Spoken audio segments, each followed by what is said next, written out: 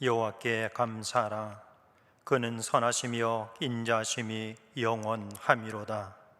모든 신에 뛰어나신 하나님께 감사하라. 그 인자하심이 영원함이로다. 모든 주에 뛰어나신 주께 감사하라. 그 인자하심이 영원함이로다. 홀로 큰 기사를 행하신 이에게 감사하라. 그 인자하심이 영원함이로다. 지혜로 하늘을 지으신 이에게 감사하라. 그 인자하심이 영원함이로다.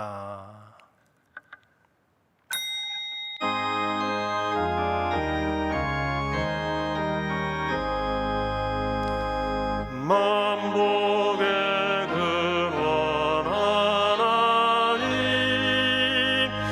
온 백성 찬송 드리고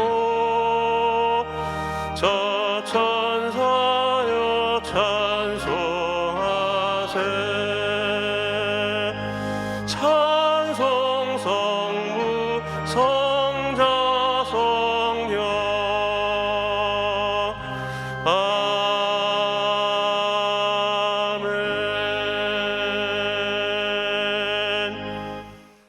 전능하사 천지를 만드신 하나님 아버지를 내가 믿사오며 그 외아들 우리 주 예수 그리스도를 믿사오니 이는 성령으로 잉태하사 동정녀 마리아에게 나시고 본디오 빌라도에게 고난을 받으사 십자가에 못 박혀 죽으시고 장사한 뒤 사흘 만에 죽은 자 가운데서 다시 살아나시며 하늘에 오르사 전능하신 하나님 우편에 앉아 계시다가 저리로서 산자와 죽은 자를 심판하러 오시리라. 성령을 믿사오며 거룩한 공예와 성도가 서로 교통하는 것과 죄를 사하여 주시는 것과 몸이 다시 사는 것과 영원히 사는 것을 믿사옵나이다. 아멘. 전구경 지자님의 특성이 있으니 당일랑 조목사님께서 요한복음 14장 21절에서 31절 강해로 말씀해 주시겠습니다.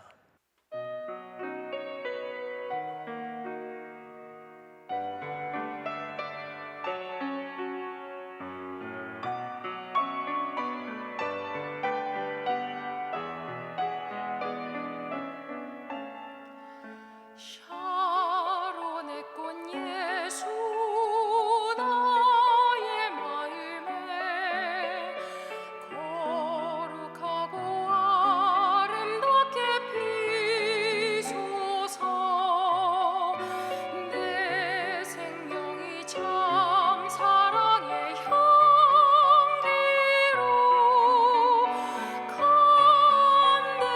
간데마다 풍겨나게 하소서.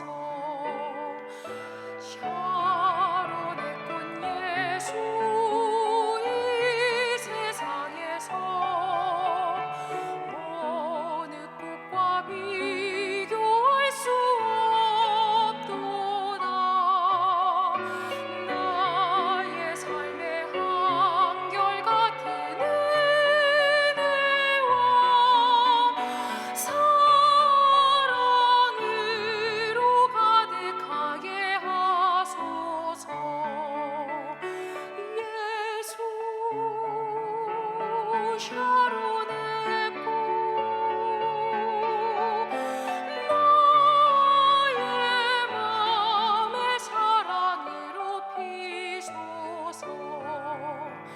샤론의 꽃 예수 모든 질병을 한이 없는 능력으로 고치사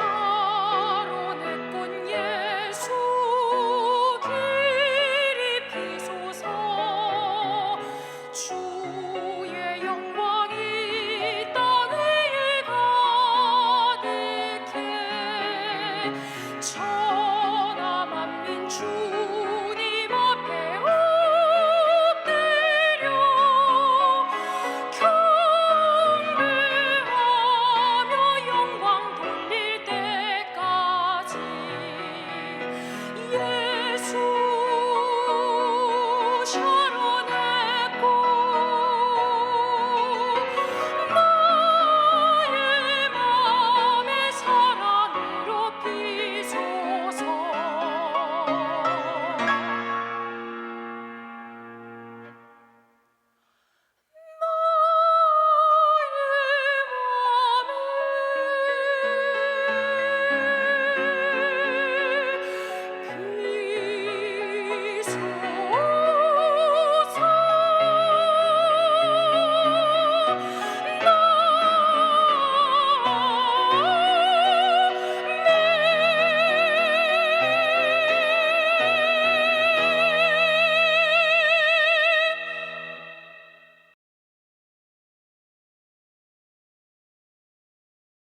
성령께서 우리 가운데 계십니다.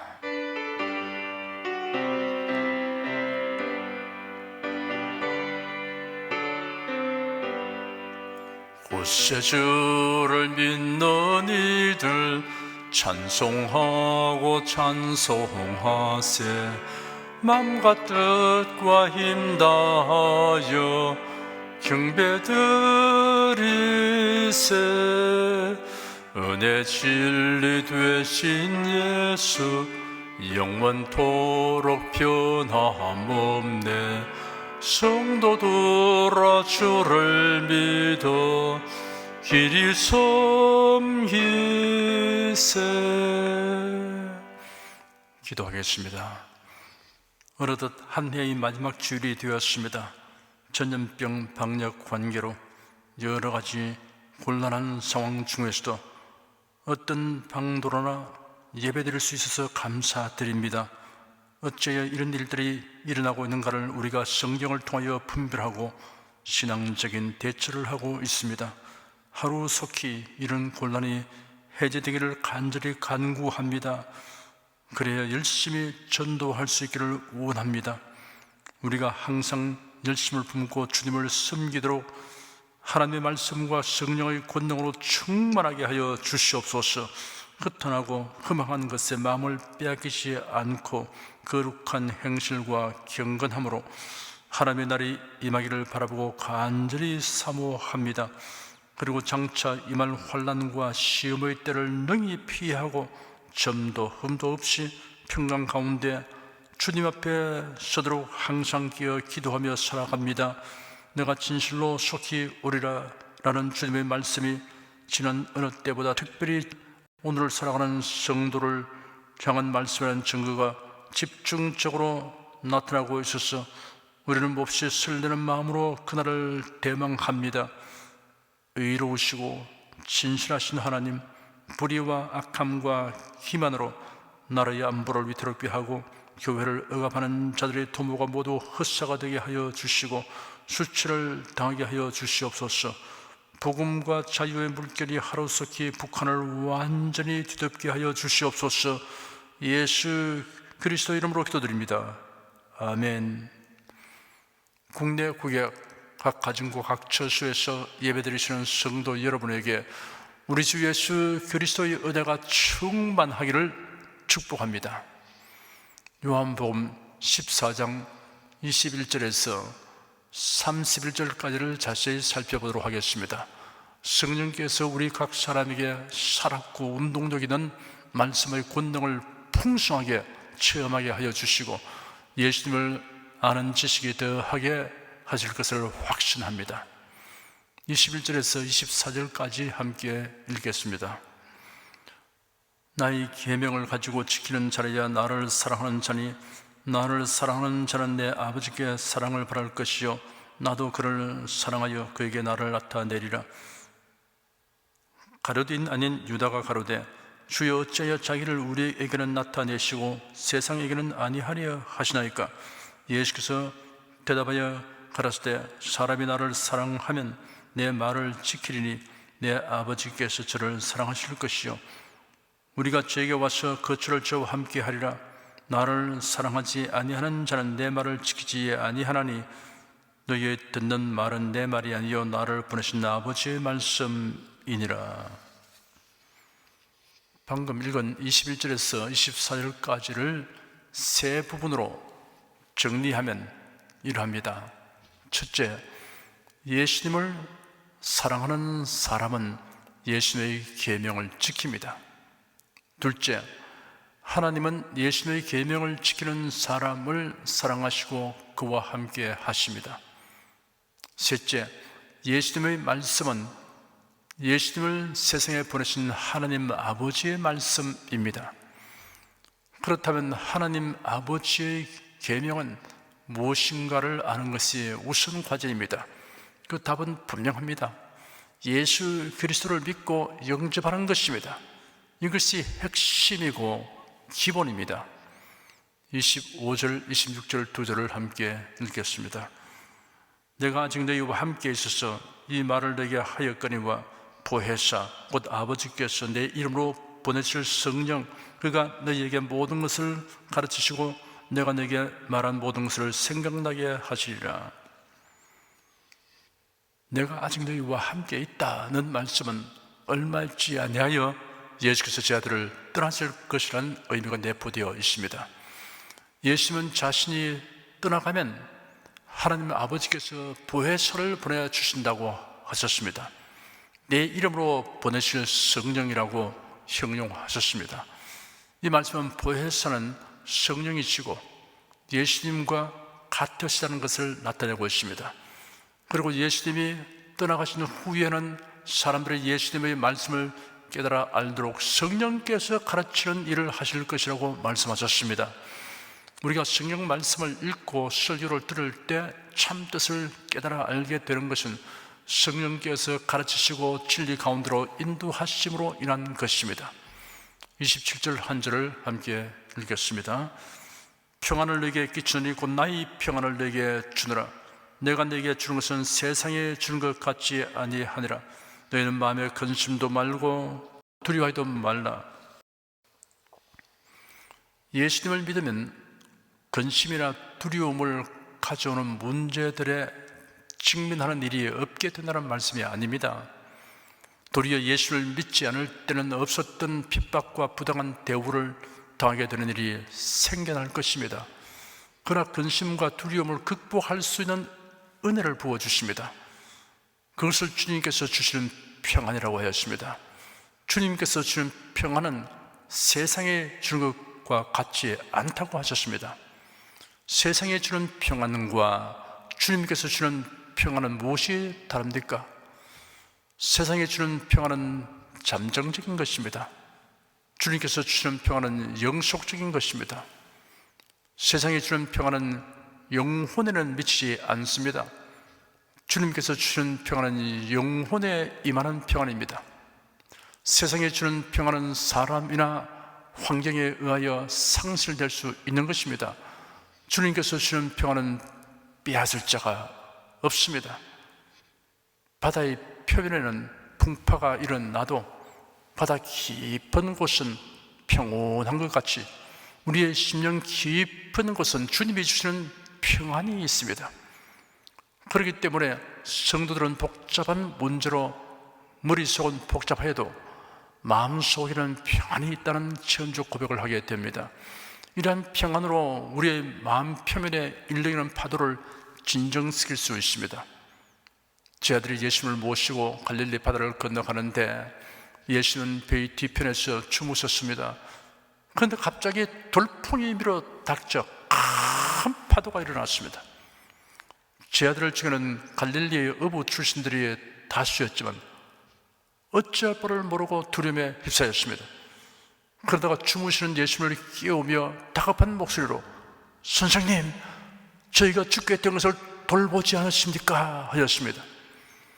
예수께서 일어나서 바람을 꾸짖으시고 바다를 향하여 말씀하시기를 고요하라, 잠잠하라 하시니 바람이 그치고 아주 잔잔하게 되었습니다.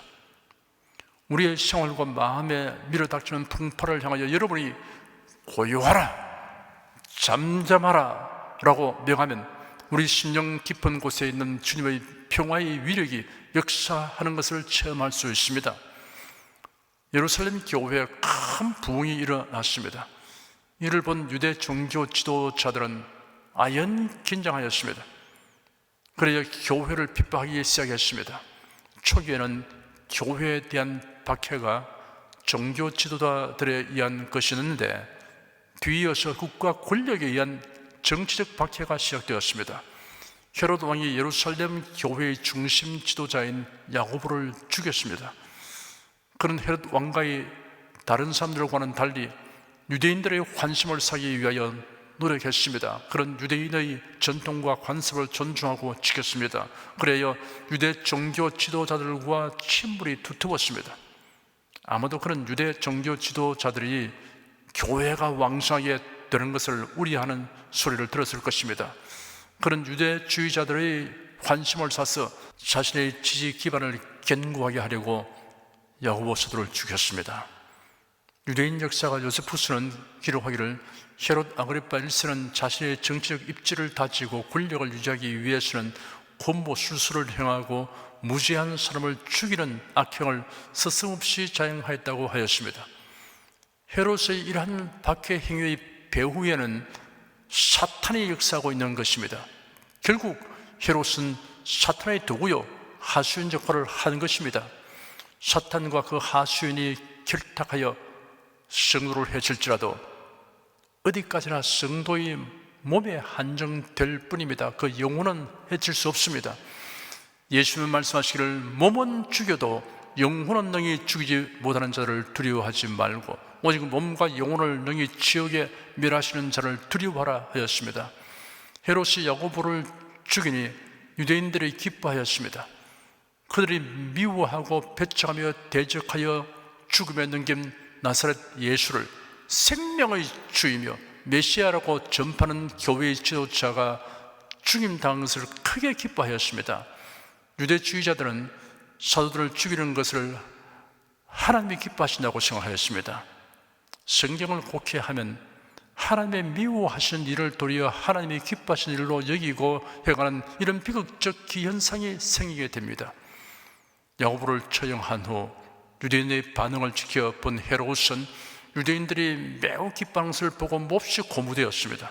내친 김에 교회의 최고 지도자인 베드로 사도를 처치하여 유대인의 지지를 확실하게 받아들이고 작정하였습니다. 헤롯은 무교절을 택하여 베드로를 체포했습니다.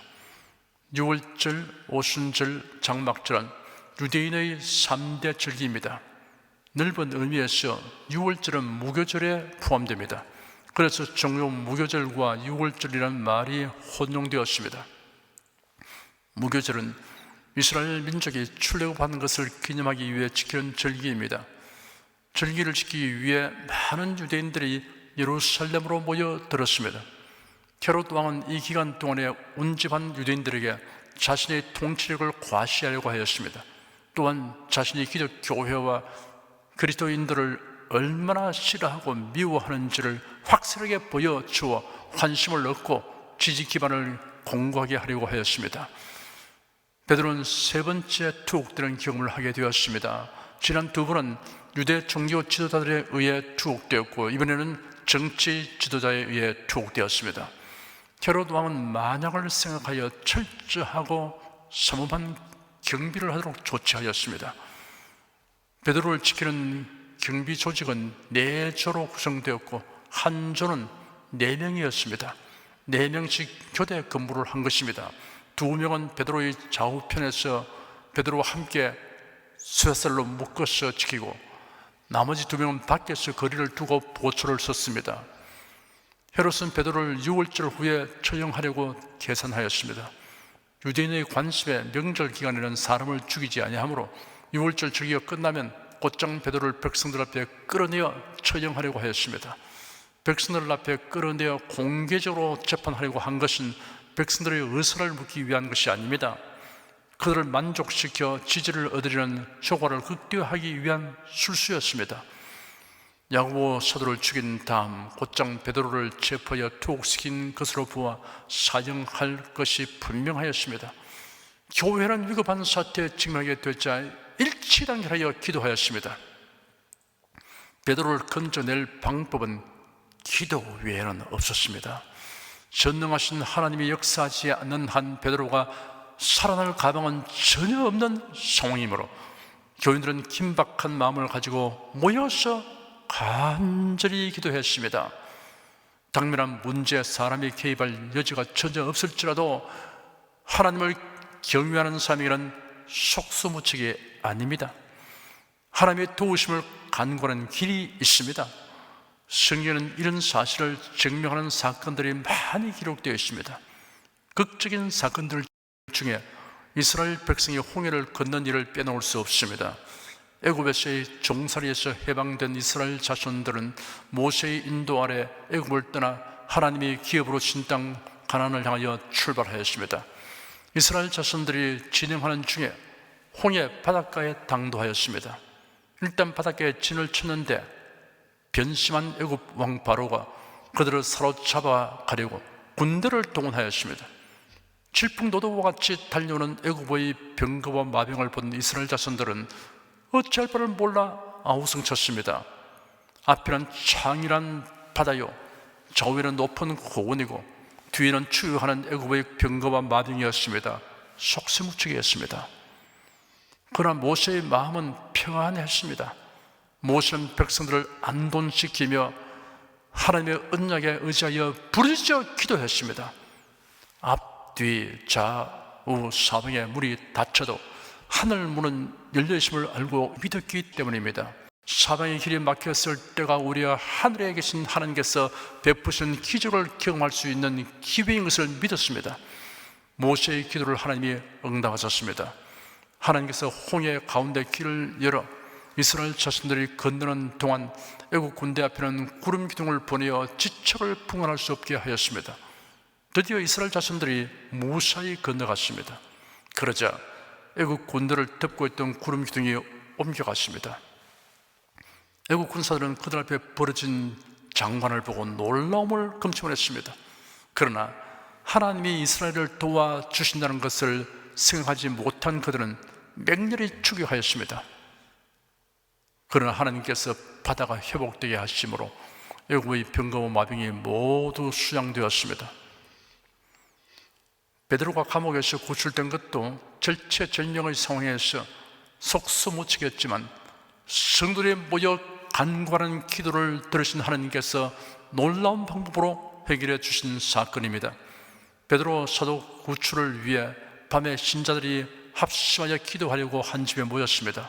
당시에 교회당이 없었으니 아마도 마가 요한의 어머니의 집에 모였던 것 같습니다. 비교적 큰 집을 소유하고 있었고 그리스도인들의 모임을 위해 기꺼이 장소를 제공하였습니다. 예수님이 승천하신 후 예수님의 분부대로 제자들이 성령 강림을 기다리기 위해 모인 곳도 이 집의 다락방인 것으로 추정됩니다.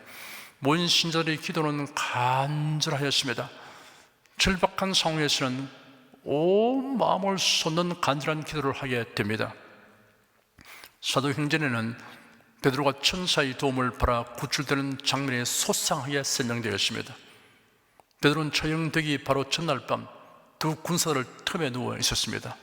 손이 군사들과 함께 결박된 상태였습니다. 그런데 놀랍게도 베드로는 깊이 잠이 들었습니다. 그런 중에 주의 사자가 호련히 나타났습니다. 천사가 갑자기 조용하게 나타났음을 말합니다. 옥중에 기이한 광채가 비치었습니다. 하나님의 임재와 영광에 의하여 나타나는 빛이었습니다. 이 빛은 베드로가 옆의 군사의 몸에 접촉하지 않고 행동하게 해주며 출입구를 용이하게 볼 수 있게 하였습니다. 천사가 베드로의 옆구리를 쳐서 깨웠습니다. 베드로가 아주 깊이 잠이 들어 있었던 것입니다.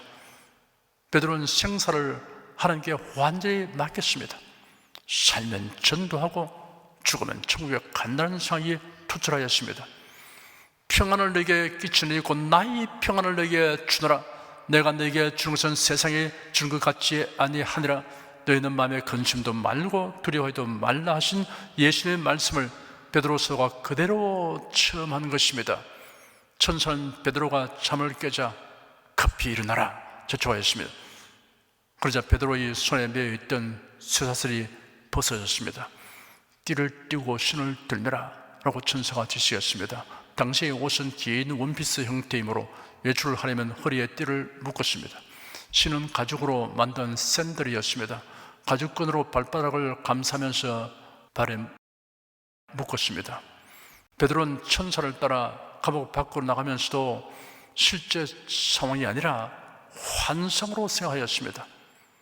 다른 파수병들이 각각 옥문 앞과 입구를 지키고 있는데 그 앞을 지나서 육중하고 경관 세문 앞에 이르니 문이 절로 열렸습니다. 절로라고 번역된 원어는 경작하지 않아도 자라는 식물과 열매에 대해 사용되는 단어입니다. 인위적인 작용 없이 된 것을 표현하고 있습니다. 드디어 감옥을 벗어나 거리를 지나 큰 거리로 나섰자 인도하던 천사가 떠나갔습니다. 이제는 천사의 도움 없이 갈 수 있는 상태가 되었던 것입니다. 사도 바울과 실라는 빌립보에서 복음을 전하다가 체포되어 심하게 매를 맞고 히포녹에 갇혔습니다.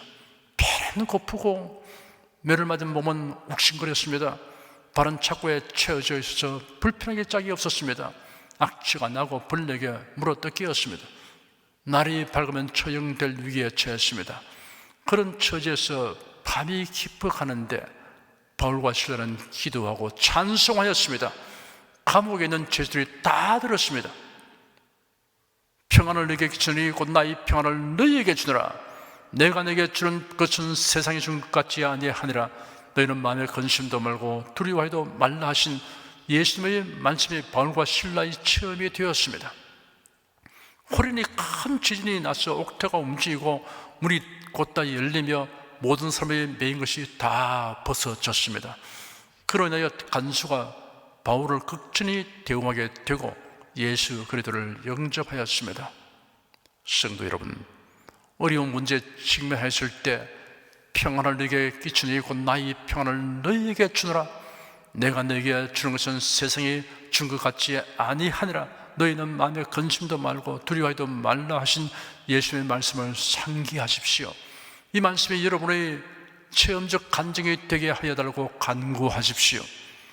주님께서 주시는 평안이 세상에 주는 것과 다른 이유는 구원받았다는 사실과 주님의 언약에서 비롯되기 때문입니다. 무슨 일을 만나든지 주님께서 섭리하시고 도우셔서 선을 이루어 주신다는 언약에서 비롯되기 때문입니다. 28절 한 절을 함께 읽겠습니다. 내가 갔다가 내게로 온다 하는 말을 너희가 들었나니 나를 사랑하였다면 나의 아버지로 감을 기뻐하였으리라. 아버지는 나보다 크심이니라.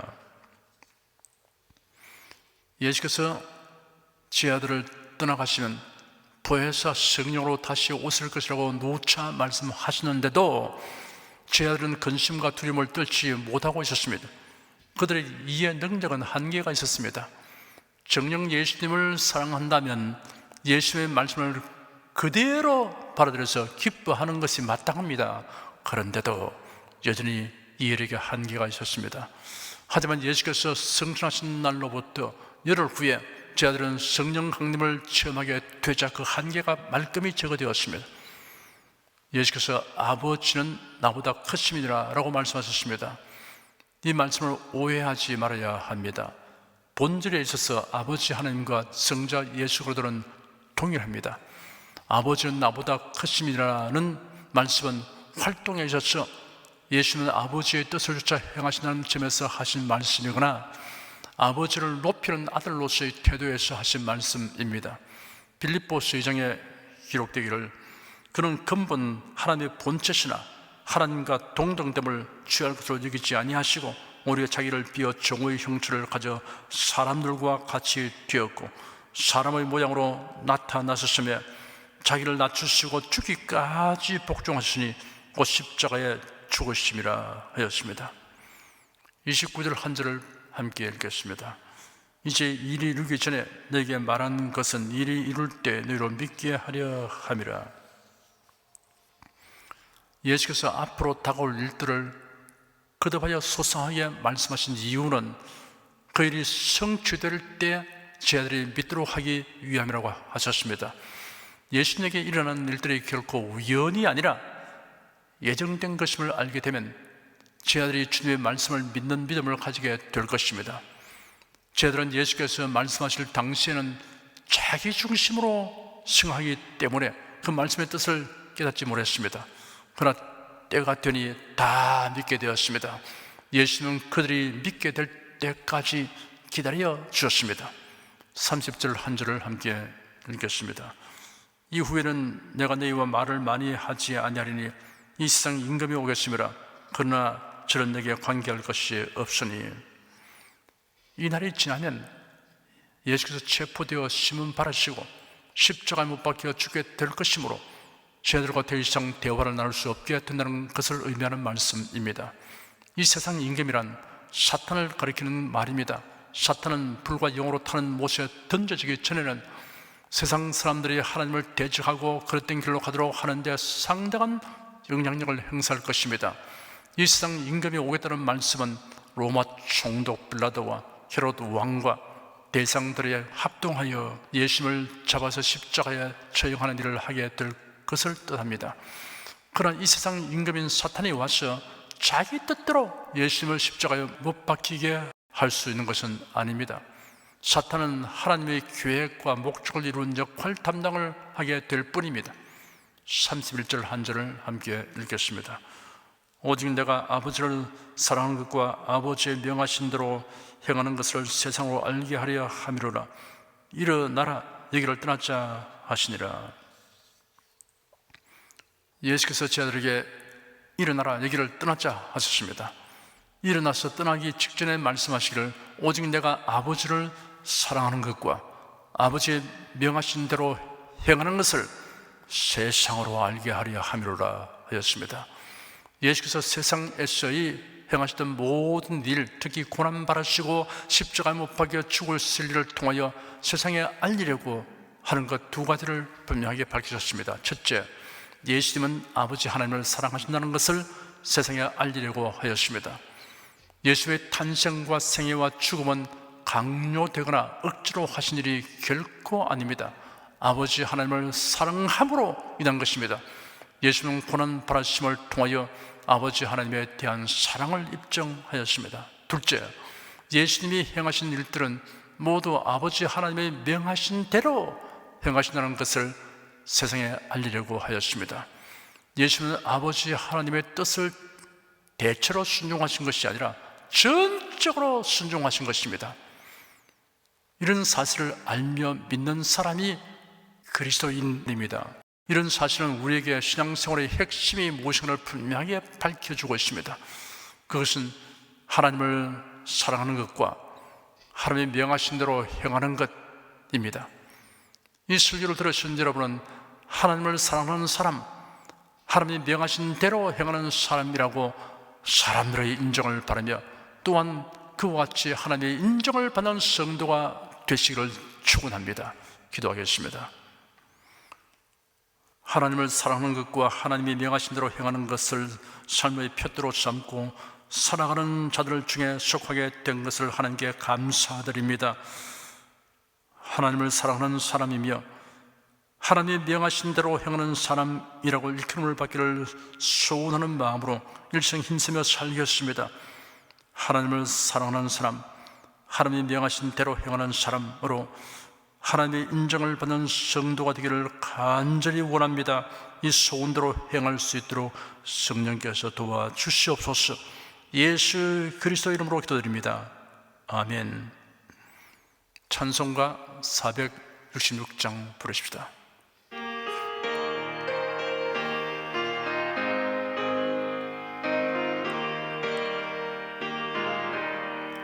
나 어느 곳에 있든지 늘 마음이 편하다. 주 예수 주신 평안함 늘 충만하도다. 나의 마음속이 늘 평안해. 나의 마음속이 늘 평안해. 악한 죄의 파도가 많으나 마음이 늘 평안해. 내 맘에 솟는 영생수 한없이 흐르니 목마름 다시 없으며 늘 평안하도다.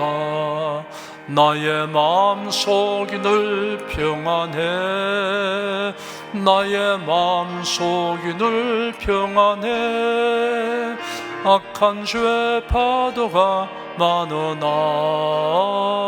마음이 늘 평안해.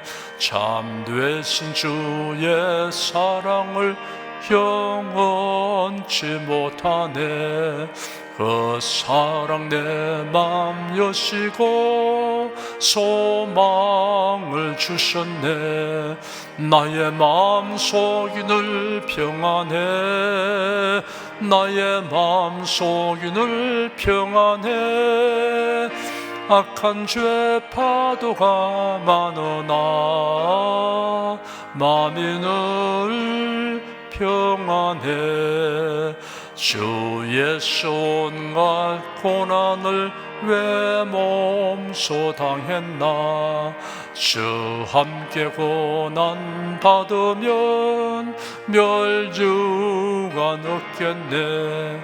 나의 마음속이 늘 평안해.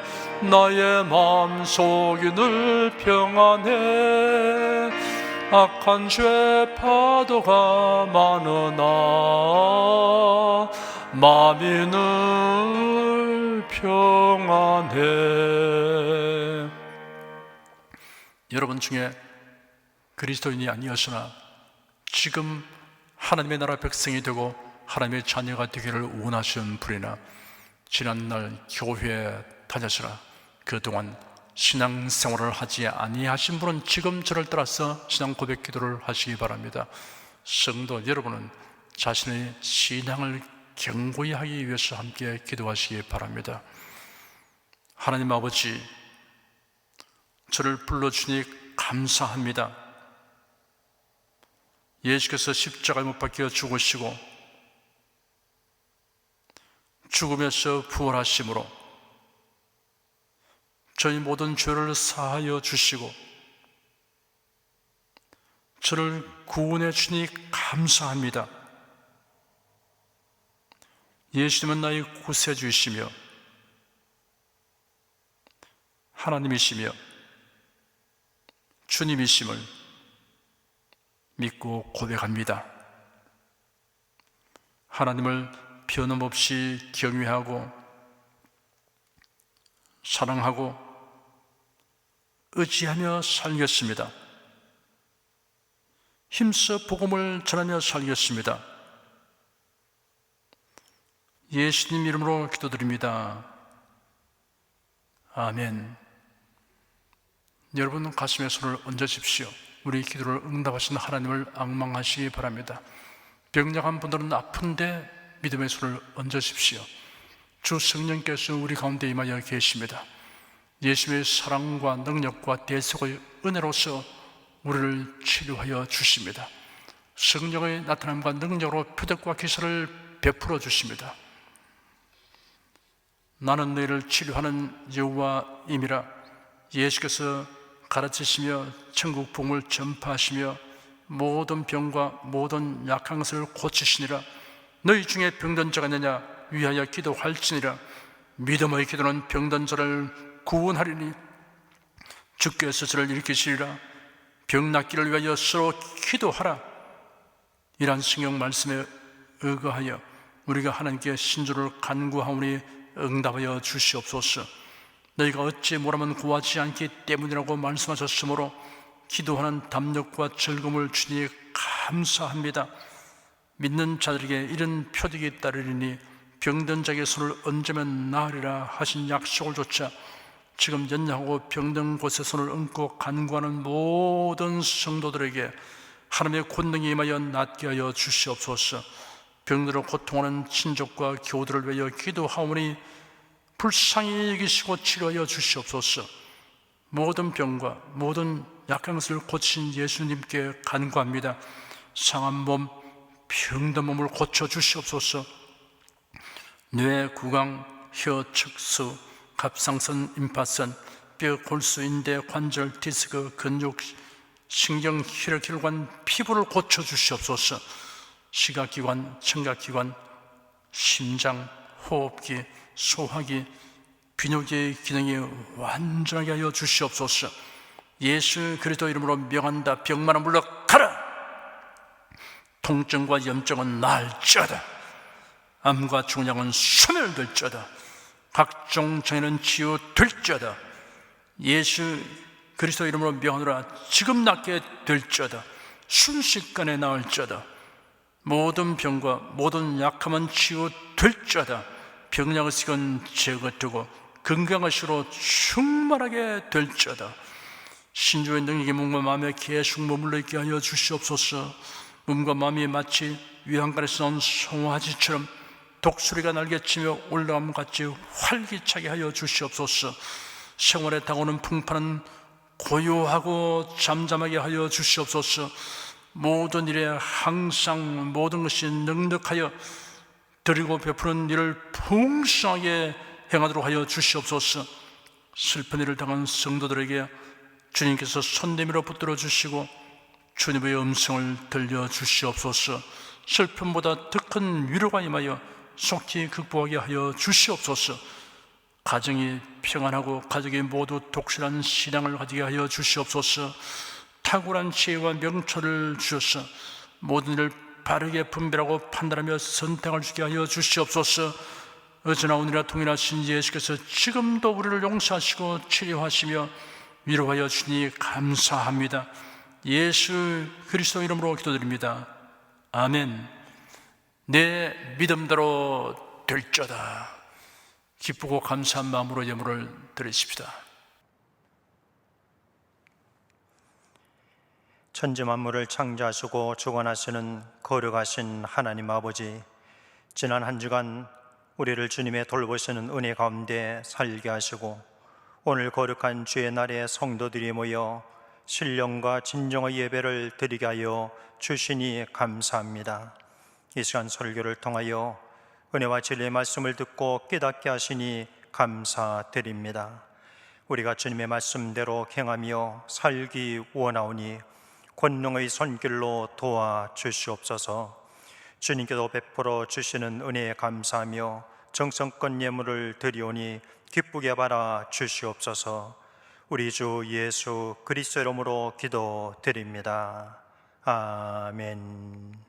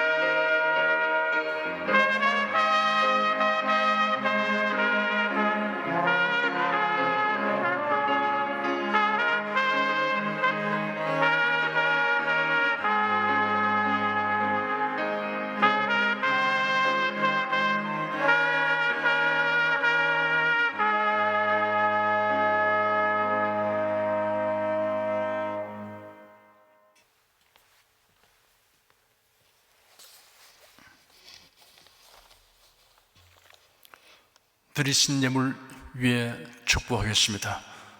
하나님께 감사헌금, 11조, 건축헌금, 선교헌금, 일천교회 설립헌금을 드렸습니다. 향기로운 예물로 연락해 주시고 우리 성도들의 모든 손길에 풍성함을 주시옵소서. 예수 그리스도 이름으로 축복하며 기도드립니다. 아멘. 교회 소식 말씀해 드리겠습니다. 이번 주 금요일인 12월 31일은 송구영신 예배가 있으므로 금요 기도회는 없습니다. 송구영신 예배는 12월 31일 밤 10시 30분에 시작합니다. 2022년 1월 1일 신년 축복 기도회는 오전 10시부터 12시까지 작년과 동일하게 온라인을 통해 있습니다. 성령 부르겠습니다.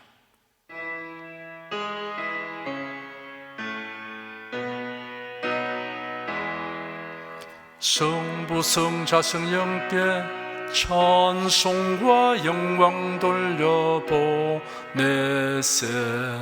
대초로 지금까지 또 영원 무궁토록 성삼위께 영광 영광. 아멘. 우리 주 예수 그리스도의 은혜와 하나님 아버지의 사랑과 성령의 교통하심이 은혜와 진리 가운데 살아가는 모든 성도들 위해 임하시옵기를 축원합니다. 아멘.